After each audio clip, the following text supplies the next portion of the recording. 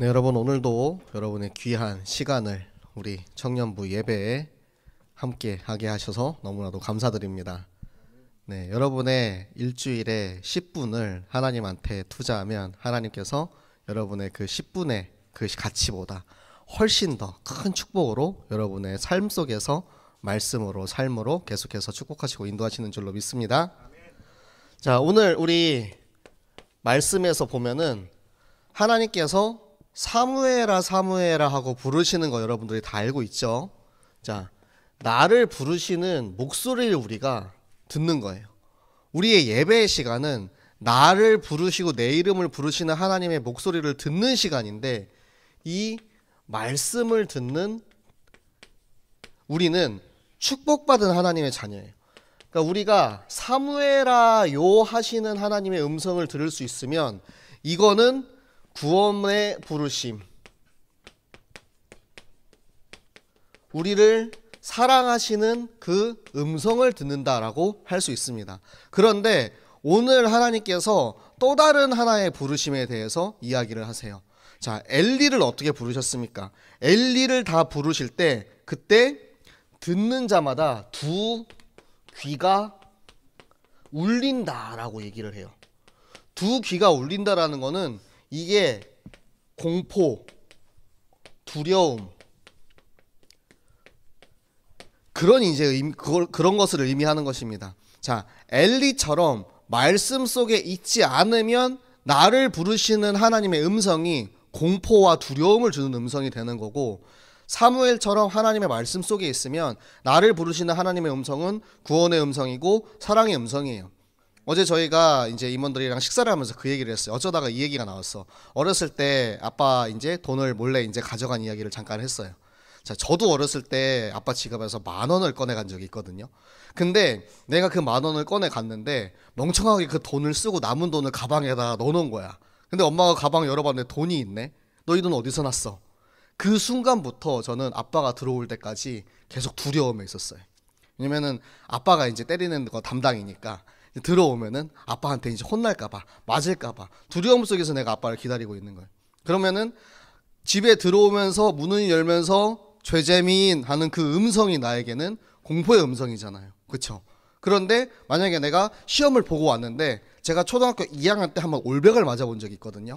그러면은 그날은 이제 문을 열고 들어오는 그 음성이, 죄재민 하는 음성이, 혹시라도 아빠가 치킨이라도 사오지 않았을까? 내가 공부 이렇게 열심히 했는데 잘했는데, 항상 그 음성이 똑같은 이름과 똑같은 문맥인데도 불구하고 그 속에 담겨져 있는 의미가 다른 거예요. 그러니까 여러분들이 하나님의 음성을 사랑의 음성으로 듣기 위해서는 우리가 말씀 속에, 하나님 속에 거하고 있으면은 이 음성을 들을 수 있습니다. 우리 모든 청년들이 요 속에 있지 아니하고 충격과 공포, 그 두려움에서 벗어나서 사랑하시는 하나님의 음성 듣는 시간 되시기 바랍니다.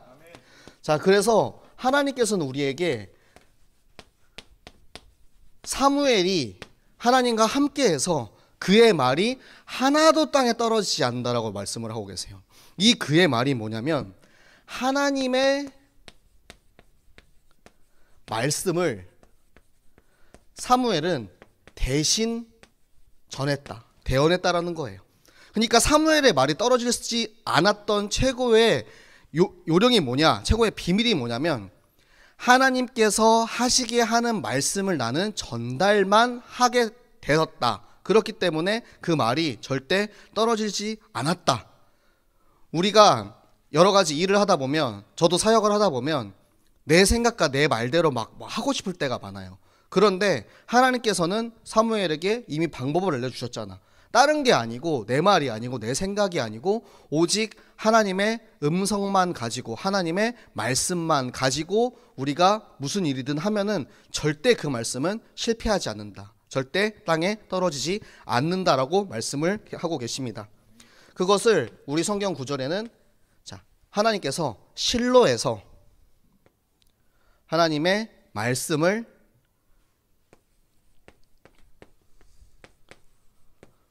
사무엘에게 전하셨다 하십니다.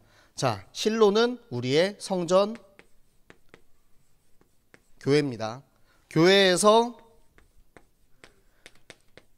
강단의 말씀을 받은 나, 우리의 청년이 내가 요 말씀을 요 순서대로 딱딱딱 받아서 가지고 있으면 그 말씀만 가지고 현장에 있으면 여러분 직업, 여러분 가정, 여러분 산업, 뭐 공부하는 친구는 공부하는 현장, 그곳에 딱 있기만 하면 하나님께서 하신다는 거예요. 내가 할 필요가 없다라는 거예요. 사무엘처럼. 여러분 사무엘처럼 크게 쓰임받은 선지자가 성경에 몇 없죠. 여러분 지금 있는 이 청년들이 그렇게 하나님께서 사무엘처럼 여러분을 더 크게 사용하기를 원하십니다. 그것에 대한 최고의 방법이 뭐라고요? 내 말과 내 생각대로 하는 것이 아니고 그의 말, 하나님의 말씀을 전달하는 일로 쓰임받으면 돼요. 그러니까 우리는 포스트맨이에요. 포스트맨, 우체부. 우리가 편지를 전달하지 내가 가가지고 편지를 전달하는데 거기 내 생각을 얘기하지 않잖아요. 우리는 그냥 전달자일 뿐입니다. 여러분이 이 전달자의 역할, 나에게 맡겨진 역할 속에서 그 역할에 충실한 우리 모든 현장의 증인들 되시기 바랍니다. 그래서 하나님께서 이 말씀을 온 이스라엘에 전하였다. 그런데 자 4장 1절 말씀을 보면은 자 사무엘의 말이라고 해요. 자 여러분 사무엘은 말로 하나님의 말씀을 전달하는 일에 쓰임을 받았습니다. 그러니까 저도 똑같죠. 제 포지션이 똑같죠. 하나님이 나에게 주시는 성령의 감동을 하나님이 저를 사용하시는 것은 이 입을 통해서 말을 통해서 하나님의 말씀을 전달하는 일에 쓰임을 받죠. 그러면은 다른 사람은 어떻게 다를까요? 제가 오늘 1부 예배 드리면서 딱 대호랑 그 얘기를 했거든요. 대호야, 너는 하나님 주시는 감동을 영상으로 표현하는 사람이야.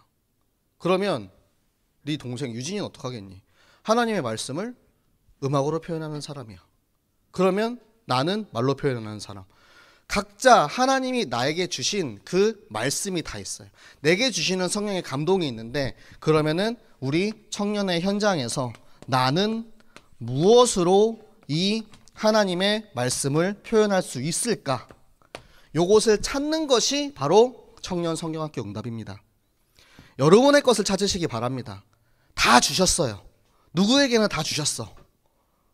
그러면은 하나님이 나에게 주신 것을 가지고 이 하나님의 말씀을 나는 표현하는 하나님 말씀의 전달자 포스트맨으로 사무엘과 같이 한나와 같이 다윗이나 수많은 인물들과 같이 하나님께서 우리의 현장을 반드시 하나님의 말씀을 가지고 하나님의 감동을 가지고 우리 이곳에 앉은 모든 청년들을 사용하시고 응답하실 줄로 믿으시기 바랍니다.